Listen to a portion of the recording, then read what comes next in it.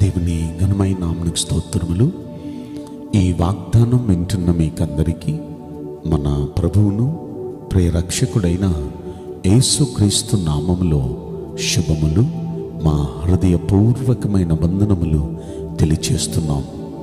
ఈరోజు దేవుని వాగ్దానం ద్వితీయోపదేశకాండం 2వ అధ్యాయము 7వ వచనం.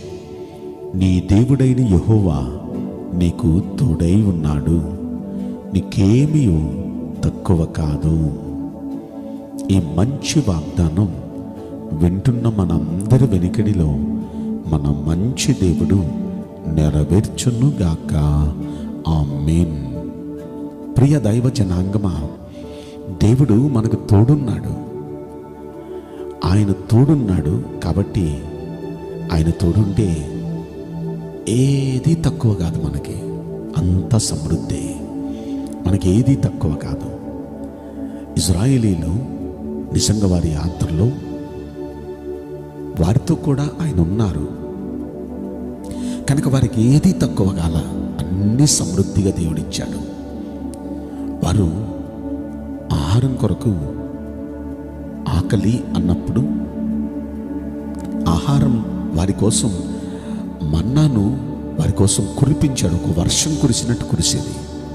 దాన్ని పట్టుకోవటం, తృప్తిగా తినటమే. వారు పట్టుకొని తృప్తిగా తిన్నారు. అంటే అది అవసరమైన దానికన్నా ఎక్కువ కురిపించేవాడు దేవుడు.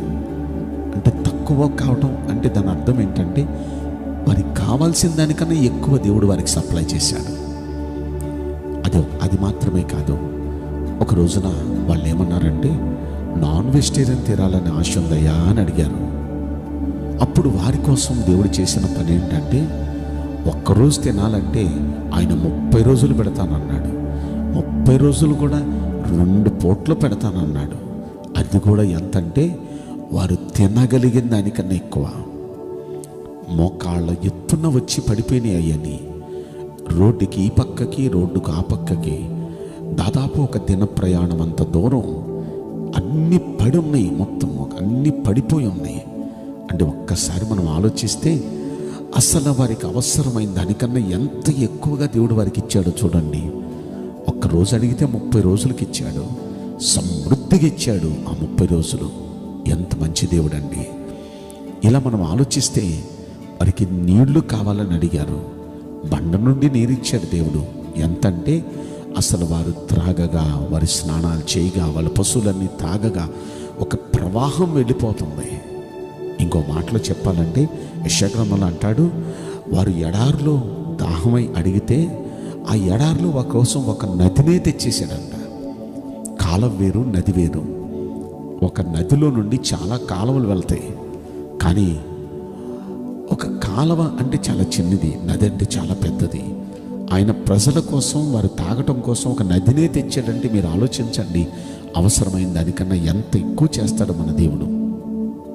ఆయన వ్యక్తిత్వాన్ని గురించి ఎఫెసీయులకు రాసిన పత్రికలో 3వ అధ్యాయంలో 20వ వచనంలో అంటాడు, మనం అడుగు వాటన్నిటికంటేను, మనం ఊహించు వాటన్నిటికంటేను అత్యధికంగా చేయు శక్తిగల దేవుడు అని పేరుంది ఆయనకి. అంటే మనం అడిగిన వాటినే కాదు, అడిగిన వాటికంటే ఎక్కువ, ఊహించిన వాటికంటే ఎక్కువ చేసే శక్తిగల దేవుడు మన దేవుడు. కనుక మీరేం ఆశిస్తున్నారు? మీరు ఏం ఊహిస్తున్నారు? మీరు ఊహించిన దానికన్నా, ఆశించిన దానికన్నా ఎక్కువగా దేవుడు మీ జీవితంలో చేయబోతున్నాడు. అయితే అలా ఆయన చేస్తాడు. ఆయన చేసేది ఏదైనా సరే పట్టజాలనంతగా అంటాడు, పట్టజాలనంత విస్తారంగా. దేవుడు చేసేవి ఏవైనా పట్టజాలనంత.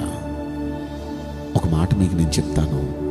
లూకా శుభవార్త 5వ అధ్యాయంలో పేతురు రాత్రంతా ప్రయాసపడి ఒక్క చేప కూడా దొరకలేదు. చాలా నిరాశగా ఒడ్డుకొచ్చి వల కడిగేసుకుంటున్నాడు, ఇంటికి వెళ్ళిపోదామని. ఆ సమయంలో యేసయ్య వచ్చి, నీ తోనిస్తావా పేతురు పరిచర్య కోసం అన్నారు. ఓకే తీసుకో అయ్యా అని ఇచ్చారు. ఆ దోణిలో నిలబడి వాక్యం బోధించాడు ఆయన. ఇక వాక్యం కోసం, దేవుని పరిచర్య కోసం దోనిస్తే దేవుడు ఏం చేశాడు తెలుసా? ఆ దోణిను ఫుల్గా నింపేశాడు చేపలతో. ఫుల్గా చేపలతో ఆ దోణి నింపటమే కాదు, ఇంకా బోళ్ళని పండి వాళ్ళలో ఇంకొక దోణిని కూడా పిలిపించి ఆ దోణిలో కూడా ఫుల్గా పోసాడు. అంటే 2 దోణులు పొంగి పొర్లే అన్ని చేపల్ని ఒక్కసారి వల విసిరితే దొరికినట్టుగా చేశాడు దేవుడు. అంటే మన దేవుడు అడిగిన దానికన్నా ఎక్కువ చేసే దేవుడు, ఆశించిన దానికన్నా ఎక్కువ చేసే దేవుడు. మీరేం ఆశిస్తున్నారు? మీరేం అడుగుతున్నారు? మీరు అడిగే దానికన్నా ఎక్కువ ఇస్తాడు, ఎక్కువ చేస్తాడు. అయితే ఆయన అలా చేయాలంటే మనమేం చేయాలి? ఒక్కింత ఆలోచిస్తే లూకా శుభవార్తలో 5వ అధ్యాయంలో 5వ వచనంలో చూస్తే వారు అలాగు చేసి విస్తారమైన చేపలు పట్టారు. ఎలాగూ అంటే ఆయన చెప్పినట్టుగా, ఆయన ఎలా చేయమని చెప్తే అలా చేయాలి. ఈ రోజున భక్తిని మనకి ఇష్టం వచ్చినట్టు మనం చేసుకుని వెళ్ళటం కాదు, దేవుని వాక్యాన్ని అనుసరించి దేవుని వాక్యంలో ఎలా రాయబడిందో అలా మనం భక్తి చేయాలి. మనకి తోచినట్టు ఎవరో చెప్పినట్టు కాదు. దేవుడు ఏం చెప్పాడో లేఖనాల్లో మనకుంది. ఆయన చెప్పినట్టుగా మనం భక్తి చేస్తే ఖచ్చితంగా మన జీవితంలో ఈ వాగ్దానం ఆయన నెరవేర్చబోతున్నాడు. మనకేది లోటు రానివ్వడు, ఏది లోటు రానివ్వడు. ఎందుకంటే ఆయన మీతో కూడా ఉన్నాడు. ఈ వాగ్దానం వింటున్న ప్రతి ఒక్క బిడ్డతో ఆయన ఉండునుగాక, వారికి ఏ కొరత లేకుండా సమృద్ధిలోనికి నడిపించునుగాక. ఆమేన్. 23వ కీర్తనలో దావీదు భక్తుడు అన్నట్లు, యెహోవా నా కాపరి, నాకు లేమి కలగదు. ఆయన కాపరిగా ఉంటే, ఆయన తోడుగా ఉంటే ఏ లేమి, ఏ లోటు ఉండదు. సమృద్ధిలో దేవుడు నడిపిస్తాడు. వింటున్న ప్రతి ఒక్క వ్యక్తిని అలాంటి సమృద్ధి అయిన పరిస్థితుల్లో మన మంచి దేవుడు నడిపించునుగాక. ఆమేన్. నేను మీకోసం ప్రార్థన చేయబోతున్నాను. పరిశుద్ధుడా, ప్రేమలేశ్వరాజా, నీ పరిశుద్ధ బంగారు పవిత్రమైన నామునకు నిండు మనసుతో కోట్ల కొలదిగా స్తుతులు, స్తోత్రములు, వందనాలు చెల్లిస్తున్నాం. ఈ వాగ్దానం వింటున్న ప్రియుల జీవితంలో దయచేసి ఈ వాగ్దానం నెరవేర్చి కృప చూపించండి.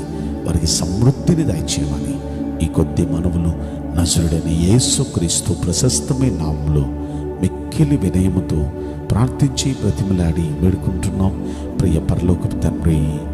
ఆమేన్. May God bless you all. Thank you.